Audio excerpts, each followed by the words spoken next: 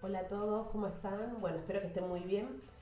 En la clase de hoy lo que vamos a ver son dos indicadores. El de la liquidez corriente, básicamente que es donde vamos a hacer foco. Van a ver que en el módulo figura la liquidez y hay como un montón de variantes, pero en el que nos vamos a centrar es en el de la liquidez corriente.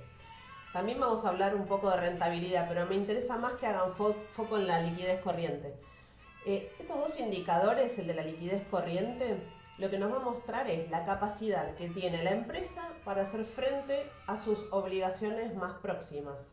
Eso es decir, es cuánto dinero tenemos en la mano para poder enfrentar las deudas y que contrajimos que se van a vencer ahora, próximamente. Entonces la liquidez corriente es súper importante porque nos va a mostrar cuánto dinero disponible hay en la empresa para poder hacer frente justamente a esas obligaciones que se contrajeron. Por otro lado, la liquidez lo que nos va a mostrar es que esto acá tenemos una fórmula que se las dejo en el módulo y lo que les va a mostrar es que si les da un valor cercano a 1 o mayor, nos muestra que la empresa tiene buena capacidad para hacer frente a esas obligaciones que tiene. Si nos da por debajo de 1, quiere decir que estamos en problemas porque no hay liquidez, no hay dinero circulando en la empresa como para poder hacer frente a esas obligaciones. De eso hablamos cuando hablamos de liquidez. Lo más líquido que tiene una empresa es el dinero que hay en caja o en banco, porque es el dinero en sí. Cuando hablamos de bienes líquidos, cuanto más líquido, estamos hablando del dinero, de lo que hay en banco, porque es rápidamente ejecutable y lo puede utilizar. Después hay otros bienes que serán más o menos líquidos en función de cuánto nos cueste convertirlos en dinero, básicamente. Entonces, cuando hablamos de liquidez, hablamos de esta capacidad que tiene la organización para poder enfrentar sus deudas, básicamente, sus obligaciones que son de corto plazo, recuerden eso. 1 o mayor a 1, estamos en una buena situación de liquidez corriente. Menor a 1, estamos en problemas. También, si nos acercamos a un número que ya supera, por ejemplo, cercano a 5, supónganse, quiere decir que la empresa en realidad tiene mucha liquidez, tiene mucho dinero circulando, pero de algún modo tampoco está sabiendo utilizarlo bien. Hay como una infrautilización de sus activos. Tampoco es bueno eso. Si nos sobra mucho dinero, tenemos mucha liquidez, tenemos que hacerlo circular de alguna forma. Podemos cancelar obligaciones de largo plazo, comprar stock, capacitar, etc. La verdad no es la situación que se está dando justamente hoy. Las empresas hoy no tienen liquidez. Hay falta de liquidez, entonces se complica muchísimo renovar la mercadería, mover el stock, generar capacitaciones, que te sobre dinero para hacer cosas. Hoy las empresas están ante problemas de liquidez. Van a ver que van a tener índices menores a 1. Así que es un indicador muy importante este de la liquidez corriente. Les dejé en el foro una actividad para que prueben con un balance. Esperen que mejore la luz porque parece que estoy en tinieblas. Ahí está.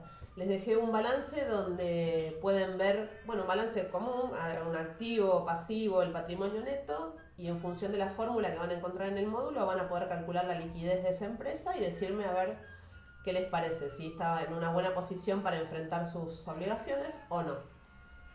Tengan en cuenta que de todos modos en las empresas reales nunca se toma un solo indicador. Siempre acuérdense que hablamos de que las cosas son multicausales, de que siempre hay que tomar en cuenta varios indicadores para que nos podamos hacer una idea de la situación de la empresa. Por ejemplo, podríamos ver la liquidez y cómo están otros indicadores de producción, de calidad, no sé, de servicio, etc. No, nunca es una sola cosa, ni un solo indicador financiero nos va a mostrar demasiado. Pero bueno, como estamos aprendiendo de a poco, sé que es difícil esto ya con fórmulas y bueno, es un poco más complicado.